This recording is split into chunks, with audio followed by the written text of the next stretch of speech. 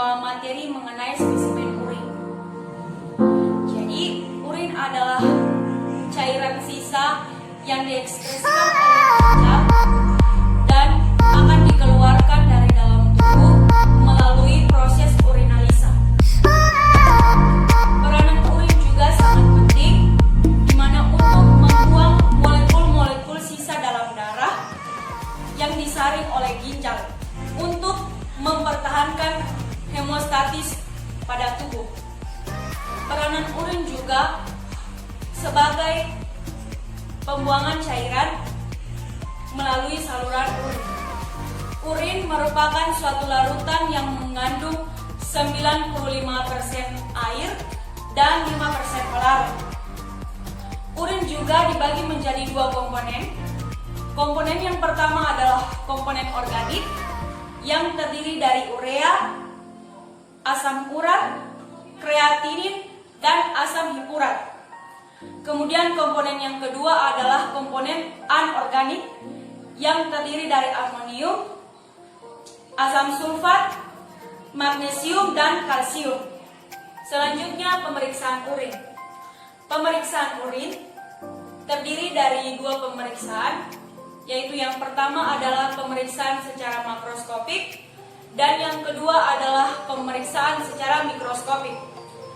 Pemeriksaan secara makroskopik yang pertama adalah pemeriksaan jumlah urin, di mana untuk mengetahui atau untuk menentukan gangguan pada ginjal dan untuk mengetahui kelainan keseimbangan cairan tubuh. Rata-rata jumlah urin 24 jam adalah 800 sampai 1300 mili untuk orang dewasa. Yang kedua adalah warna urin. Umumnya warna urin normal pada manusia adalah kuning tua dan kuning muda, di mana warna urin ini juga berpengaruh pada diuresis. Jadi semakin besar diuresis, maka warna urin juga akan semakin berubah menjadi warna yang lebih muda. Yang ketiga adalah kejernihan, di mana kejernihan urin dinyatakan sebagai berikut. Adalah yang pertama jernih, agak keruh dan sangat keruh. Kemudian yang keempat ada bobot jenis.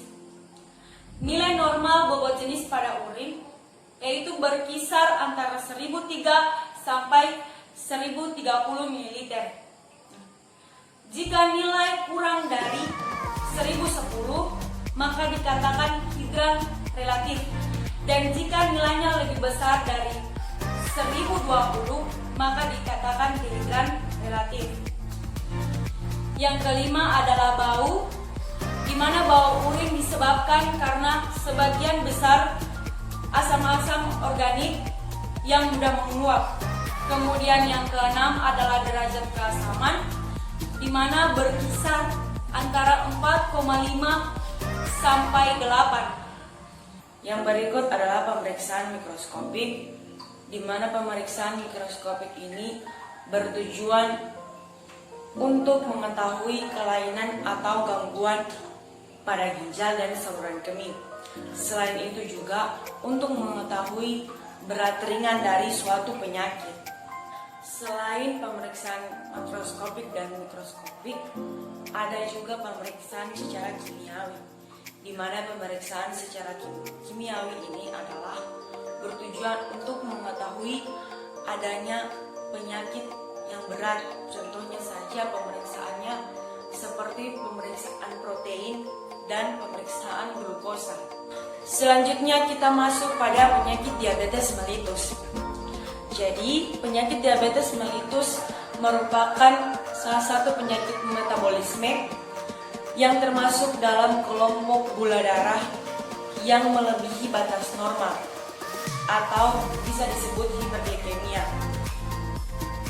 Diabetes mellitus juga dapat disebabkan karena sel beta pankreas dapat menyerap semua dan tidak mengalami metabolisme sel. Selain dari itu juga, diabetes mellitus ini dapat terjadi jika nilai konsentrasi gula darah mencapai 180 sampai 200 mg per dl. Ini juga termasuk nilai ambang untuk terjadinya penyakit diabetes mellitus.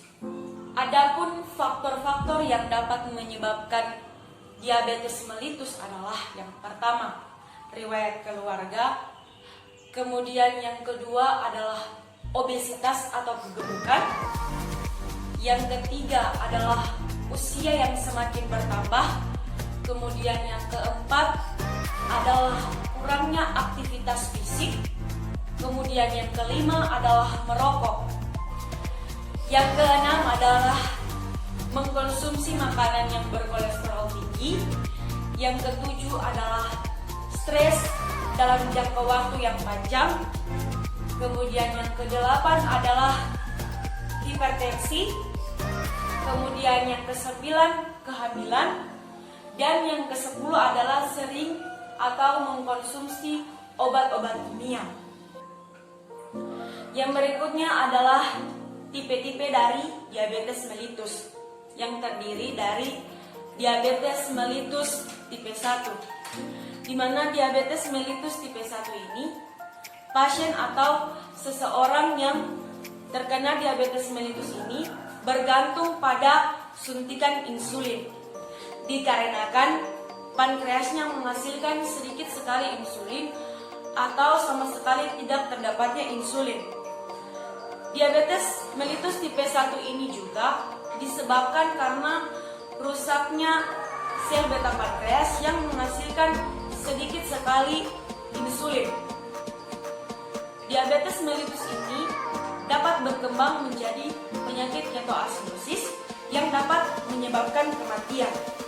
Mekanisme terjadinya diabetes mellitus tipe 1 adalah menurunnya autoimun yang bisa disebabkan karena faktor lingkungan maupun faktor genetik, di mana akan merusak sel beta pankreas dan akan memicu menurunnya produksi insulin, sehingga menyebabkan glukosa darah tidak menyebar ke dalam sel dan akan menyebabkan glukosa darah tinggi atau hiperglikemi.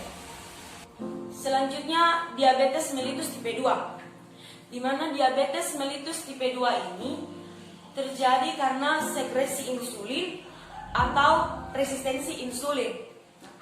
Diabetes mellitus tipe 2 ini juga dapat diatasi atau dapat diobati dengan penggunaan secara oral. Membutuhkan suntikan insulin jika obatnya tidak bekerja secara efektif. Kemudian diabetes mellitus tipe malnutrisi ini terjadi karena kekurangan makanan atau tidak terdapat ketosis.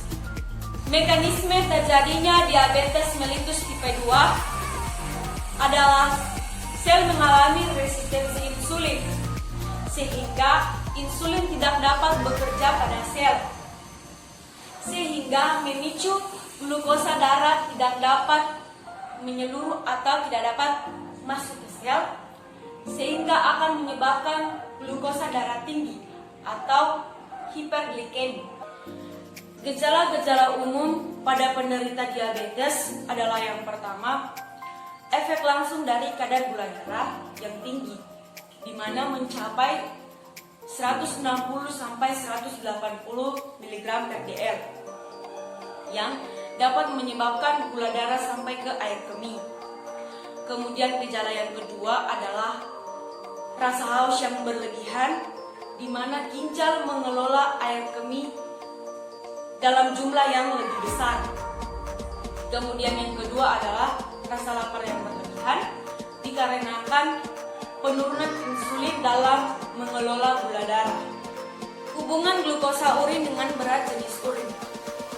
Glukosa urin merupakan molekul yang cukup besar yang terbawa bersama urin, sehingga menyebabkan terjadinya perubahan berat jenis pada urin. Zat bermolekul besar yang dapat berpengaruh pada berat jenis urin terdapat di dalam tubuh dan di luar tubuh. Di dalam tubuh terdiri dari protein, glukosa, dan kalsium. Sedangkan yang terdapat di luar tubuh adalah pengaruh obat suntik. Sehingga setiap kenaikan glukosa diikuti dengan kenaikan berat jenis pada urin. Karena umumnya glukosa terdapat pada urin dan akan memicu peningkatan pada tekanan osmotik. Selanjutnya adalah hal-hal yang perlu diperhatikan dalam penanganan spesimen urin. Yang pertama adalah pengumpulan spesimen, kemudian yang kedua adalah transportasi urin, yang ketiga adalah pengawetan, dan yang keempat adalah penyimpanan. Yang pertama adalah pengumpulan spesimen urin. Hal-hal yang perlu diperhatikan dalam pengumpulan spesimen urin. Yang pertama adalah wadah atau botol pengumpulan urin. Wadah atau botol ini harus bersih dan kering, di mana jika terdapat air dan kotoran, maka kuman-kuman akan berkembang di dalam urin tersebut dan akan merubah suasana pada urin. Kemudian yang kedua adalah identitas dari spesimen urin harus ditulis dalam label yang mudah untuk dibaca. Contohnya ditulis seperti nama pasien, nomor identifikasi, kemudian tanggal dan waktu pengumpulan. Selain itu, informasi tambahan juga seperti usia pasien, nama dokter, dan lokasi. Dan yang ketiga adalah pemeriksaan urin, di mana pemeriksaan urin ini harus dilakukan ketika urin masih dalam keadaan yang segar. Sekurang-kurangnya adalah 1 jam atau selambat-lambatnya 2 jam. Yang kedua adalah transportasi urin, di mana transportasi urin ini sangat perlu untuk diperhatikan. Sebelum dilakukannya proses transportasi urin, perlu dilakukan pemeriksaan kultur urin yang di dalamnya sudah berisikan spesimen urin, label identitas pada pasien. Nah, kemudian setelah itu akan diletakkan pada box yang telah tersedia. Dan kemudian petugas akan memeriksa box tersebut dengan mencocokkan spesimen pada box tersebut dengan formulir. Nah, setelah itu ketika sudah dianggap cocok atau pemeriksaannya sudah dilakukan dengan baik dan benar, maka petugas akan mengirimkan box tersebut ke laboratorium. Yang ketiga adalah penyimpanan, di mana pada proses penyimpanan harus diperhatikan strip urin dengan baik. Strip urin harus disimpan dalam kemasan yang kering dengan kisaran suhu atau dengan menggunakan suhu ruang 22 derajat Celcius sampai dengan 26 derajat Celcius. Di mana bila botol kemasan strip urin dibuka, maka harus segera ditutup kembali. Yang keempat adalah pengawet, di mana urin merupakan media yang paling baik untuk berkembangnya suatu bakteri. Karena di dalam urin terkandung zat-zat yang dapat menjadi sumber nutrisi, sehingga urin sangat dibutuhkan pengawet, sehingga tidak terjadi perubahan-perubahan pada spesimen urin. Selanjutnya adalah metode pemeriksaan urin.